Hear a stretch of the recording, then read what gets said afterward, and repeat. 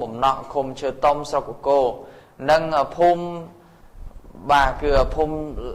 ลาดคมลาดสกก่อนซ้ายส่งสุนทบาเกือสกก่อนบาก่อนใต้บาสองกายรู้จักนะคมเมนให้ลูกทีราบาดังดาบริษัทขนมอัตบอลนี่ดังสกสันใต้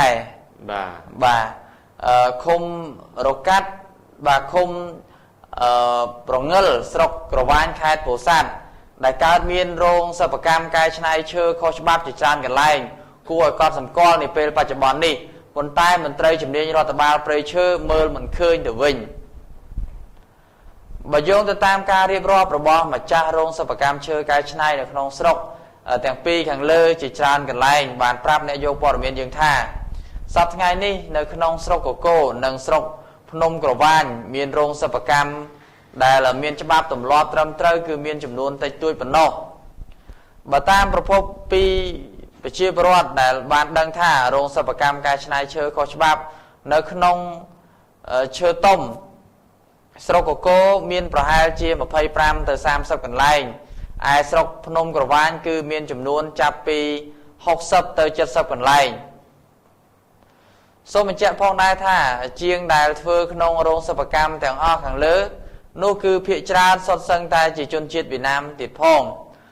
ประพบเราได้บ้านบรรโตดังติดท่าโรงสปกรรมกายชนายเชื่อข้อฉบับขังเลือนี่พวกเกย์บางเฟือจีจารณามกันลองหมอหอยผมนายเคยเมียนบนเตยจุ่มเนียนโจเตอร์นายน้อมหรือเตอร์บังกราบมาดองนานอุลอยเคยแต่พวกเกย์เฟือสกรรมเพียบดาวเสรีติงเชื่อหมอกเฟือขนมโรงสปกรรมก็เมียนฉบับอาณาญาตรำเตอร์ได้ไปเชี่ยวประวัติได้เมียนตีหลุมเนื้อในขนมสกโก้นั่งสกกระวานแต่งมูลบานเมียนการเงินชาวท่าโรงสปกรรมอัจฉริยะแต่งอ้อขังเลือนี้พวกเกย์ในใต้บนโตเฟือบานยางหลุดลุ่นยางหลุดชนะผมดังท่าบนเตยจุ่มเนียในขนมสกแต่งปีขังเลือโลกบานดังได้หรือก็อัดหรือก็อย่างนั้นหนูตีหรือก็เชี่ยชนะใบหรือบอลบนเตยจุ่มเนียนั่งอัญญาทอในขนมนุเป็นเมนได้หรือเตเจสได้ในทั้งไงตีมาพายมวยคายตลาดชนะปีปอนดับบุญในวิลเลียมองดับมวยในสายสับนิตีเนี่ยซาปอร์เมียนระบอยยืงบานโจตึกดอลตีกันไล่ในแต่มาดองก็บานเคยโรงสปกรรมเชื่อกายชนะเขาฉบับจิตจานกันไล่เปิดโดยจิการเลิกล้างระบอบอมโอนไปเชียบรอดเป็นเมนแปะปอนจมวยในการในขังเลือโลกคำสได้บาคือโลกคำสได้ตีนี่สังกัดรัฐบาล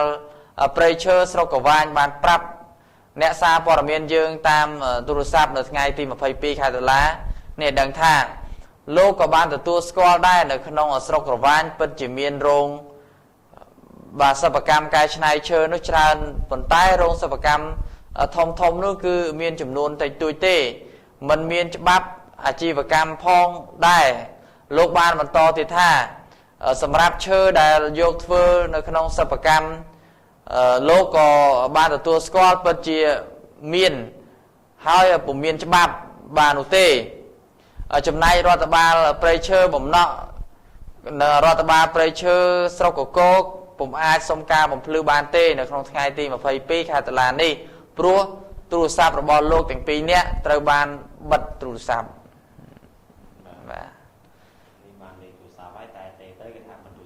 บ่าจังทาง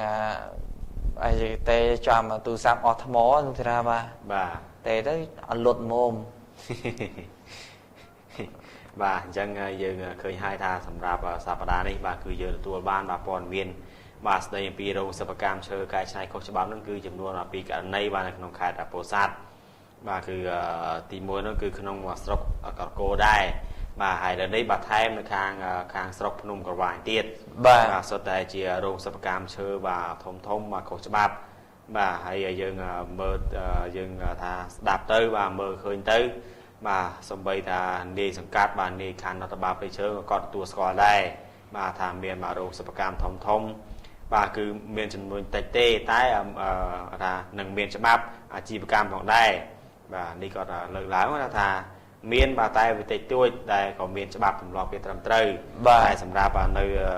ផ្សេងទៀតបាទក៏អត់ច្បាប់ដែរតែសម្រាប់ការដឹកបាទថាឈើចូលរោងសិប្បកម្មហ្នឹងក៏គាត់ទទួលស្គាល់ថាឈើហ្នឹងបាទវាអត់ច្បាប់អត់ទម្លាប់បាទអញ្ចឹងត្រង់ចំណុចនេះបាទមានការពិបាកបន្តិចព្រោះថារោងសិប្បកម្មគឺរោងសិប្បកម្មខ្លះមានច្បាប់បាទអញ្ចឹងតែអ្នកដែលដឹកឈើបាទយកទៅលក់នៅក្នុងរោងសិប្បកម្មហ្នឹងបាទគឺអត់ច្បាប់ទេអញ្ចឹងហើយបានជាថាការដឹកជញ្ជូនបាទឈើនៅតែមានព្រោះថាបាទគាត់ដឹកគាត់លាក់លៀមយ៉ាងណាបាទធ្វើឲ្យដឹកឲ្យទៅដល់បាទក្នុងឃ្លាំងក្នុងរោងសិប្បកម្មគេលក់ឲ្យគេទៅអាហ្នឹងបាទឈើហ្នឹងคล้ายទៅជាឈើត្រូវច្បាប់ហើយបាទព្រោះថាសម្រាប់ថាផលិតផលសម្រាប់ត្រូវច្បាប់បាទតែលោកតារាយើងឃើញហើយជាមួយនឹងសិប្បកម្មឈើកែច្នៃនេះយើងមានតាំងពីម៉ាស៊ីនឈូសហ្នឹងឈប់ឈូសដៃអីហើយបាទគឺសិប្រើសម៉ូទ័រហើយយើងឃើញថាការលើកឡើងរបស់បងប្អូនប្រជាពលរដ្ឋថាមានចាប់ពី60ទៅ70កន្លែងបាទមិនមែនតិចទេលោកតារាបើសិនជារោងសិប្បកម្មមួយធ្វើតែក្រេមួយទេបាទអញ្ចឹងក្នុងមួយថ្ងៃធ្វើក្រេបានតែ70ក្រេតែចំណាយឈើអស់ប្រមាណដើមហ្នឹងក្នុងគិតតែមួយថ្ងៃឯងហើយចុះបើសិប្បកម្មឈើទាំងអស់នេះគឺគាត់បើកយូរទៅហើយអញ្ចឹងគឺផលប៉ះពាល់ហើយការបាត់បង់ព្រៃឈើដោយសារតែយកឈើមកកែច្នៃហ្នឹងអស់ប្រមាណទៅហើយ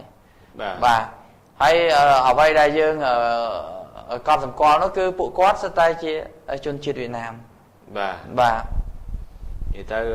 ថាម្ចាស់រោងសិប្បកម្មហ្នឹងជាថាមន្ត្រីមានតួនាទីអញ្ចឹងណាបាទហើយអ្នកដែលចូលទៅធ្វើអ្នកដែលជាថាមេការមេជានៅកន្លែងហ្នឹងបាទគឺភាគច្រើនបាទសុទ្ធតែជាជនជាតិវៀតណាមបាទបើយើងនិយាយទៅបាទឲ្យតែតាក់ទងទៅនឹងរោងសិប្បកម្មបាទគឺកម្រ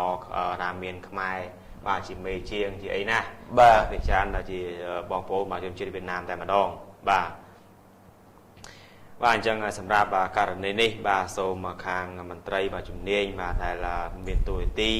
បាទនៅក្នុងតំបន់បាទក្នុងស្រុកកកូបាទនៅស្រុកភ្នំក្រវាញបាទសូមមេត្តាបាទស៊ើបអង្កេតបាទនឹងស្រាវជ្រាវឡើងវិញថាតើមានរោងសិប្បកម្មចំនួនប៉ុន្មានដែលមានច្បាប់និងរោងសិប្បកម្មបាទចំនួនប៉ុន្មានទៀតដែលអត់មានច្បាប់បាទអញ្ចឹងអ្នកដែលមានច្បាប់អាហ្នឹងគេមានច្បាប់សម្រាប់ត្រឹមត្រូវអាហ្នឹងយើងមិនអាចថាធ្វើឲ្យគេបានទេតែសម្រាប់ដែលយើងលើកយកមកនិយាយតែរឿងថារោងសិប្បកម្មដែលមិនមានច្បាប់ទម្លាប់ត្រឹមត្រូវបាទអញ្ចឹងគួរតែថារៀបចំបាទបញ្ហានេះឡើងវិញបាទកុំឲ្យមានការរិះគន់ពីបងប្អូនជាប្រវត្តិដែលគាត់រស់នៅជុំវិញហ្នឹងបាទព្រោះថាគាត់តែងតែឃើញបាទមានរថយន្តបាទទាំងតូចទាំងធំបាទដឹកបាទឈើនឹងចេញចូលបាទក្នុងរោងសិប្បកម្មតែមិនដែលឃើញមានថាខាងសមាជិកណាមកសួរនាំពីការដឹកជញ្ជូនពីការលក់ដូរបាទជួញដូរឈើអីហ្នឹងទេបាទអញ្ចឹងដូចជាថាយើងខ្ញុំតែពីរនាក់បានជម្រាបអញ្ចឹងថាសម្រាប់ថារោងសិប្បកម្មដែលមានច្បាប់នោះបាទគឺគេត្រឹមត្រូវហើយតែអ្វីដែលវាខុសនោះត្រង់ថាពេលដែលមានបាទឈ្មួញបាទដឹកឈើបាទចូលទៅហ្នឹងមិនឃើញមានសមាជិកណាទៅសួរនាំបាទព្រោះថាឈ្មួញអ្នកដឹកទៅហ្នឹងអត់មានច្បាប់ទេអញ្ចឹងបាទធ្វើយ៉ាងណាដូចខ្ញុំជម្រាបមុនហ្នឹងអញ្ចឹងបាទឲ្យតែឈើទៅដល់ក្នុងឃ្លាំងក្នុងរោងសិប្បកម្មគេហើយបាទគឺឈើហ្នឹងមានច្បាប់ទម្លាប់ត្រឹមត្រូវហើយបាទអញ្ចឹងបាទចេះតែមានការកើនឡើងនិងការដឹកជញ្ជូនក៏ដូចជាការកាប់បំផ្លាញព្រៃឈើដោយសារតែថាករណីខ្លះទៅបាទដឹកយកទៅលក់នៅតាមប្រទេសជិតខាងទៅបាទហើយសម្រាប់ករណីខ្លះទៀតនោះគឺដឹកបាទយកមកលក់បាទតាមដេប៉ូឈើឬមួយក៏តាមរោងសិប្បកម្មកែច្នៃបាទឈើតុកទូក្រេបាទកៅអីហ្នឹងទៅបាទអញ្ចឹងបាទចេះតែបញ្ហាបាទការកាប់បំផ្លាញនិងការដឹកជញ្ជូននោះវាចេះតែកើនឡើងដោយសារតែបាទមន្ត្រីក៏ដូចជាបាទសមាជិកដែលមានតួនាទីខាងបង្ក្រាបក៏ដូចជាការពារបាទបទល្មើសព្រៃឈើហ្នឹងបាទគាត់ចេះតែថាបើកភ្លើងខៀវក៏ដូចជាបាទបើកដៃឲ្យក្រុមឈ្មួញបាទចេះតែរកស៊ីបាទបានយ៉ាងរលូនបាទអញ្ចឹងអរគុណបាទបងប្អូនមកជុំជនហើយសម្រាប់ព័ត៌មានបាទជាបន្តទៀតនេះ